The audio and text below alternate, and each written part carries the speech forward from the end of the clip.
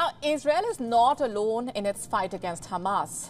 The French President Emmanuel Macron has assured the Prime Minister of Israel as he tours the country, calling terrorism their common enemy. Macron also said the coalition that fought against the Islamic State terror group should also fight against Hamas, urging a decisive revival of the Palestine peace process. The French president told Netanyahu that stability in West Asia will only be achieved if Israel allows for a political approach and solution to the conflict with the Palestinians.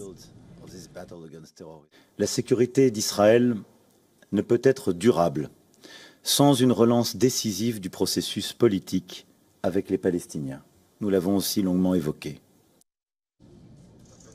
Macron's statements coming just a day after the European Union foreign ministers failed to reach an agreement on recommending a humanitarian pause to the fighting in Gaza. Now, such a pause is essential to allow aid to reach the people in Gaza as Israel continues its airstrikes on the besieged territory. EU diplomats have reportedly said that there is a basic consensus, but the required unanimity is still absent. EU ambassadors have also discussed a draft text on the humanitarian pause on Monday. At the same time, they've also emphasized on the right of Israel to self-defense in line with international law. Also, they have stressed on the need for a two-state solution and protecting civilians. Now, clearly, there are multiple objectives, but a consensus is missing.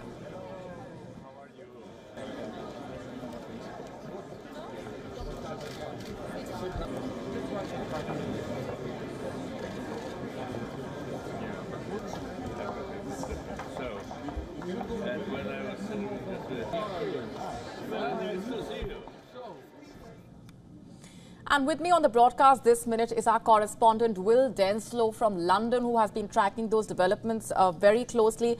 Will, the French President Emmanuel Macron has pushed for the revival of the peace process, but at the same time, there is no consensus within the European Union when it comes to a humanitarian ceasefire.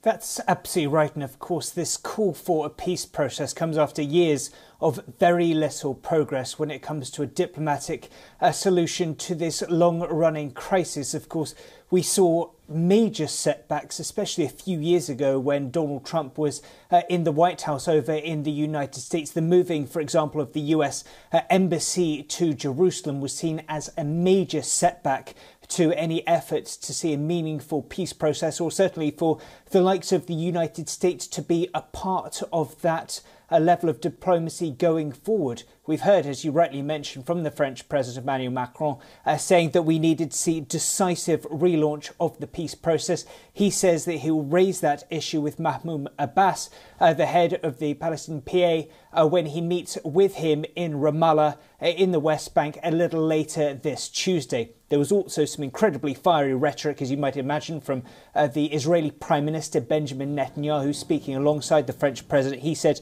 that Israel will destroy Hamas, adding that Israel will not live under the tyranny of that group. You mentioned the EU. We have heard from Josep Borrell, who is the chief of the EU's Foreign Affairs wing. He has said that bringing aid into Gaza is a top priority. He says the best way to achieve that is through a humanitarian pause. Right, Will, when we talk about the statements that have been issued, we also have to question what lies ahead. And do we see some sort of consensus building within the EU and efforts to that front? Because let's face it, a lot is at stake here.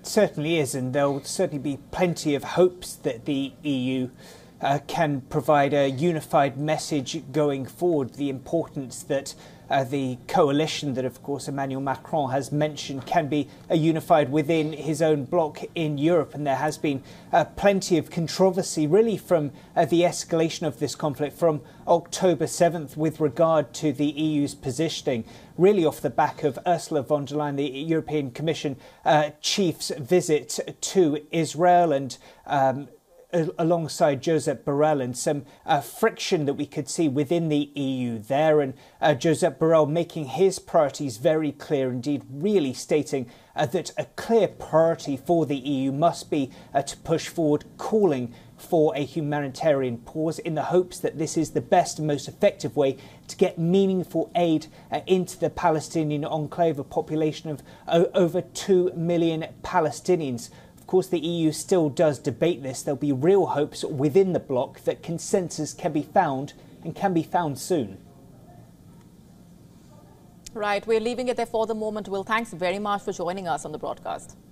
WION now available in your country. Download the app now. Get all the updates on the move.